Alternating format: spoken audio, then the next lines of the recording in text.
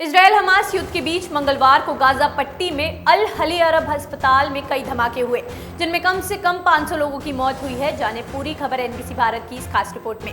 नमस्कार, आप देख रहे हैं एनबीसी भारत और मैं हूं आपके साथ प्रियंका चावला। इजरायल और हमास के बीच पिछले 12 दिनों से युद्ध जारी है, जिसमें अब तक करीब 5000 से ज्यादा लोगों की मौत हो गई है। इसी बीच मंगलवार को गाजा के अल हली अस्पताल में कथित इजरायली हवाई हमले में कम से कम 500 नागरिकों की मौत हुई है, लेकिन अभी ये कह पाना मुश्किल है कि ये हमला इजरायल ने ही किया था। हालांकि कई मुस्लिम देशों ने इस हमले के लिए इजरायल को जिम्मेदार ठहराया है और दुनिया भर के कई नेताओं ने इस हमले की निंदा की है, जबकि इजरायल ने इस हमले में शामिल होने से इनकार कर दिया है। वहीं इजरायल ने इस हमले के लिए फिलिस्तीन के इस्लामी जिहाद संगठन को जिम्मेदार बताया है।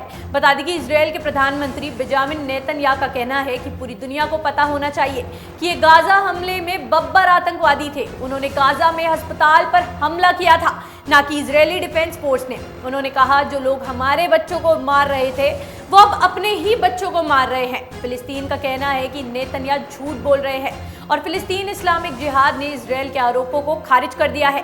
संगठन ने गाजा अस्पताल पर हुए हवाई हमले में खुद को अलग कर लिया है। समाचार एजेंसी रायट्स ने इस्लामिक जिहाद के प्रवक्ता दाऊद शाहब के हवाले से बताया कि इजरायल मनगढ़ंत आरोप लगा रहा है। दाऊद शाहब ने कहा, ये झूठ है, ये पूरी तरह गलत है, ये आम नागरिकों के खिलाफ किए गए घिनौने कृत्य को छुपाने की कोशिश है।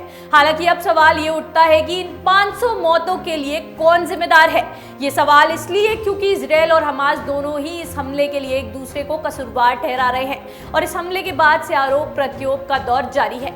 वहीं इजरायल पर हमास के हमले के बाद से ही संघर्ष के बीच हजारों लोगों की जान जा चुकी है, लेकिन ये संघर्ष कब थमेगा ये कहना बड़ा मुश्किल है। इजरायल के प्रधानमंत्री बेंजामिन नेतन्याहू का कहना है कि वो तब तक शांत नहीं बैठेंगे जब तक हमास का सफाया नहीं कर देते। वहीं अमेरिका के राष्ट्रपति जो बाइडेन आज इजरायल पहुंचे, जहां उन्होंने अरब देशों के कुछ नेताओं के साथ बातचीत करनी थी, लेकिन ये बैठक अब रद्द कर दी गई है क्योंकि फिलिस्तीन का कहना है कि इस माहौल में बैठक में शामिल नहीं हो सकता वो।